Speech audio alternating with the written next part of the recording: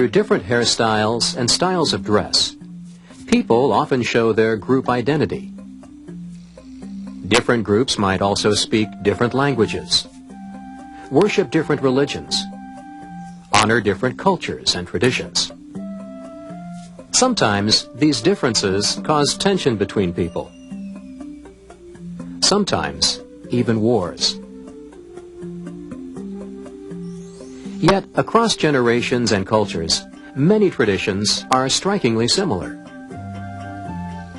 Every culture has also had storytellers, and though the stories have different names, they too have much in common.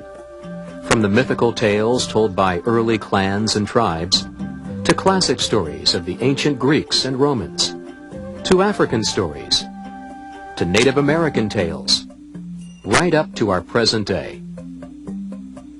What does it say about people that we all tell similar stories, about the same kinds of characters, facing similar obstacles? In literature, we call these elements archetypes, or universal themes. They represent hopes and fears that we all seem to share. Across time, biographies of real-life heroes have stirred people's imagination.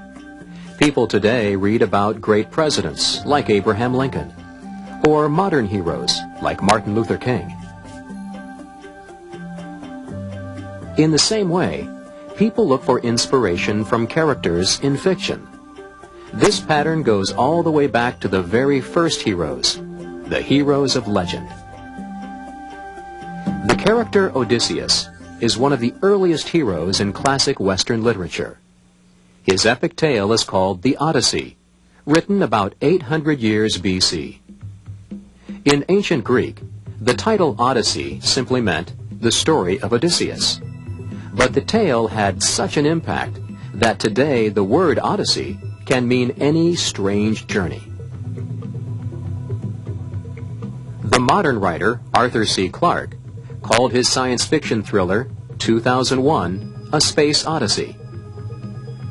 So what about the original Odyssey? What made this story so popular? And who was this character called Odysseus? The comparison to space is appropriate because the Greek Odyssey is like an ancient tale of eerie science fiction. For the Greeks, the oceans were uncharted and seemingly endless in the way that outer space appears today. Out there, somewhere, the Greeks imagined bizarre landscapes and exotic people, with the possibility of untold gain and also the risk of terrifying danger.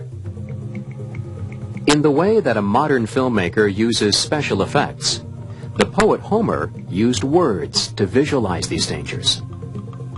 The giant whirlpool, Charybdis, that caught sailing ships like a tremendous black hole. Or Scylla, the alien, waiting to devour hapless, wandering sailors. The hero of this tale is Odysseus. To lead his crew past these dangers, he must be strong, brave, and resourceful, typical qualities of the legendary hero. Other heroes of legend include the Roman hero, Aeneas, or the African hero, Shaka. Certain stories become legends because people learn from them. The hero shows us how to act, or the traits most valued by people in the culture. Stories are then written to show how ordinary people can demonstrate these traits, or represent the heroic in everyday life. In some cases, the characters have little choice in the matter. In the novel Kidnapped by Robert Louis Stevenson, the hero is David Balfour, a young man sold into slavery. This character is not trying to be a hero. He just wants to escape and return home. But through his escape, he shows the strength and resourcefulness of a hero like Odysseus. Heroes don't have to fight at sea to show these strengths. In The 100-Penny Box by Sharon Bell Mathis, the main characters are Michael, a young boy, and his Aunt Dew, who's lived a full 100 years. In an old but special box, Aunt Dew keeps 100 pennies, one for each year of her long and interesting life. 1874, the year I was born. Slavery was over. One. Black men in Congress running things. They was in charge. It was the Reconstruction. 2. Michael's mother wants to throw out that old box and replace it with a new one. Michael doesn't have to fight sea creatures or run away from evil men, but he does have to protect that special box. Though Michael is only a small boy, and though his Aunt Dew is now so old, both show the strength and the character of heroes. Whether in great kings or in ordinary people, heroism has been a common theme across cultures and generations. The conflicts that these heroes face are also similar. The most common conflict, the one that underlies almost every story, is the conflict between individual and self, which might take the form of self-doubt. Stories often focus on two individuals who must learn to live together, resolving a dispute maybe, or falling in love. Often, individuals must find their place in their families, learning to live with parents and their expectations, or with brothers and sisters. Individuals must find their place in society. Many stories deal with crime, oppression, or war. Often, individuals must face the natural world, which at times presents itself as a friendly teacher, and at other times seems cold and impersonal. And last, individuals must somehow come to terms with the cosmos, struggling to understand their place in the universe, the possibility of the supernatural, and their own death.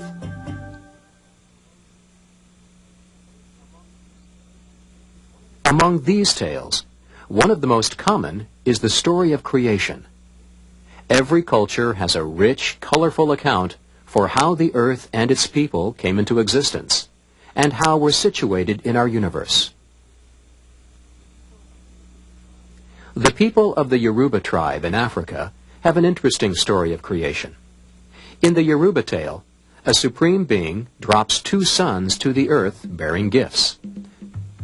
They fall to an earth covered with water, so the god provides them a tree on which to land. One of the sons, who is a bit lazy, decides to stay there. The other son uses his gifts to create the world. He goes on to become the leader of the Yoruba tribe. The Bible tells a similar story of creation. In Genesis, a supreme being creates the heavens and the earth. He creates the first two people, Adam and Eve, who go on to become the ancestors of all the world's people.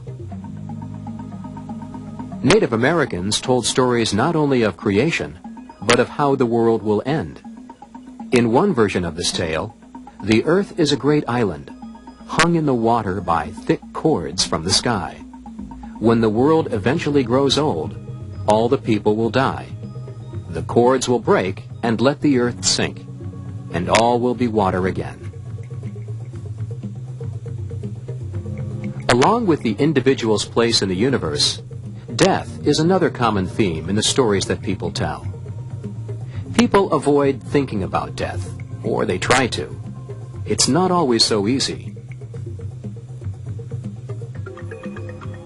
Because I could not stop for death, he kindly stopped for me. Almost a century after Emily Dickinson wrote these lines, another American poet, Gwendolyn Brooks, made the same point in a decidedly darker way.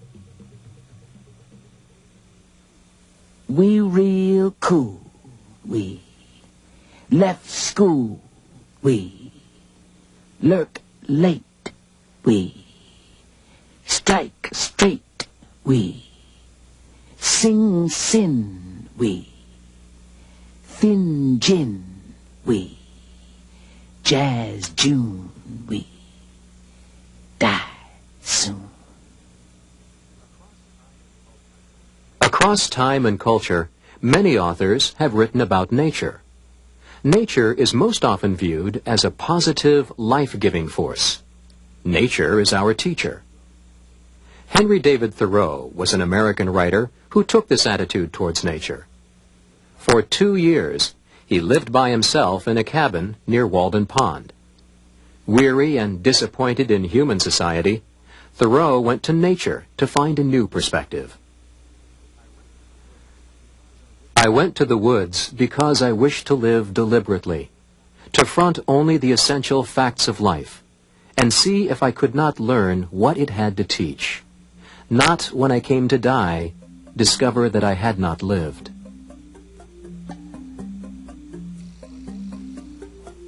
But nature is not always viewed in such a kind way. Some authors remind us of the cold and impersonal aspect of this world, how nature can be completely indifferent to what happens to us. In his classic short story, To Build a Fire, Jack London describes the deadly world of the Arctic North. In this tale, the main character makes only one small mistake, but this mistake costs him dearly. If nature can be indifferent, so can human society. The individual and society can come into conflict in many different ways. When individuals break laws, they've committed crimes and may be punished. This theme is common throughout literature. Individuals can violate the laws of society, but societies can also infringe upon the rights of individuals. Like Crime and Punishment, the oppression of the individual is also a very common theme in stories throughout the world. Antigone is a classic Greek drama that illustrates the conflict between individual and state. Creon, the king of Thebes, has declared that no one should bury the body of his slain enemy, Polynices. But Antigone, who was the sister of Polynices, disobeys. You may go where you please, flee and clear of any blame. You, whose face droops to the earth, do you admit these charges or do you deny them? I admit them. I do not deny them. And still you dare to defy that law? Yes. For it was not Zeus who made that law. A man's right to burial is decreed by divine justice. You don't consider your orders so strong as to override the unwritten laws of heaven and hell. In Creon's view, Antigone has committed a crime and must die. But throughout the centuries, most viewers have sided with Antigone. 3,000 years later, the theme of oppression still resonates throughout world literature. For example, long after the end of the Civil War, African Americans were still not welcome as equal citizens in the United States. Ralph Ellison describes this oppression in his novel, The Invisible Man. I am an invisible man. No, I'm not a spook like those who haunted Edgar Allan Poe, nor am I one of your Hollywood movie ectoplasms. I am a man of substance, of flesh and bone, fiber and liquids, and I might even be said to possess a mind. I'm invisible, understand, simply because people refuse to see me. When they approach me, they see only my surroundings, themselves, or figments of their imagination. Indeed, everything and anything except me. The writer Alice Walker describes the efforts of women to be treated as equals. They were women then, my mama's generation, husky of voice, stout of step, with fists as well as hands, how they battered down doors and ironed starched white shirts. The right to rebel against unfair circumstance is a common theme in literature of the oppressed. With his essay, Civil Disobedience, Henry David Thoreau inspired some of the most important leaders of successive generations, including Gandhi, Martin Luther King, and Nelson Mandela. Thoreau's argument was an intellectual one. Charles Mackay made the same point in a compelling, emotional way. If we must die, let it not be like hogs hunted and penned in an inglorious spot, while round us bark the mad and hungry dogs, making their mock at our accursed lot. Like men we'll face the murderous cowardly pack, pressed to the wall, dying, but fighting back. The right to rebellion leads to another common theme in world literature, the theme of war. This theme has been at the center of fiction since the very first tales were told. In early stories, it was common to show war and combat in a positive light.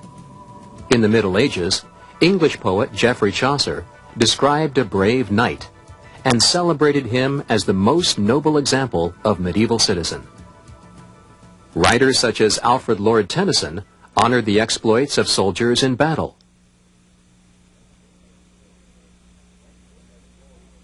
When can their glory fade? Oh, the wild charge they made, noble 600. Other writers have focused on the darker sides of war, the senselessness of killing, the fear of death, and the horror of combat. Today, we might associate these themes with modern wars, such as the Vietnam War. But the exploration of these ideas is nothing new. The poet Walt Whitman served in a medical unit during the American Civil War. His writings focus on the sacrifice of the many soldiers who served. The results of battles are exhibited everywhere in thousands of cases. Hundreds die every day in the camp, brigade, and division hospitals. Some of these are merely tents, and sometimes very poor ones.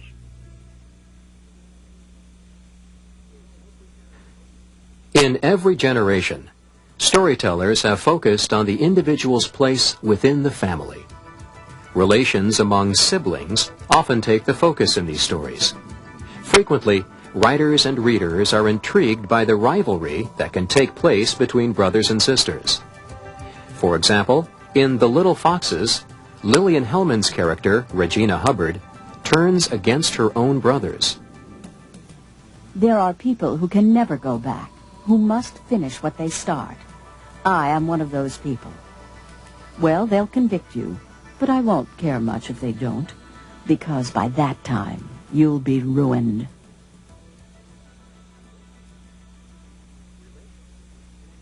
Relations between individuals and their parents form another common theme. One of the most famous of these conflicts is between Romeo and Juliet and their families, the Montagues and the Capulets. In this classic tale, it's the parents and their petty squabbles that keep the young innocents apart. Love is one of the most common themes that relates individual to individual, especially forbidden love, as in Romeo and Juliet. Between individuals, another common theme is rivalry, such as that displayed in The Little Foxes. We all face conflicts with other individuals, society, nature, and the cosmos. But in finding the courage to stand up to these conflicts, we usually encounter something even more difficult. That is, the conflict between individual and self. This is the most universal theme in all of literature. At its most extreme, this conflict takes the form of madness, as in The Telltale Heart by American author Edgar Allan Poe. True, nervous. Very, very nervous I had been and am. But why would you say that I am mad? The disease had sharpened my senses, not destroyed, not dulled them. Above all was the sense of hearing acute. I heard all things in the heaven and in the earth. I heard many things in hell. How then am I mad? Hearken and observe how healthily, how calmly I can tell you the whole story.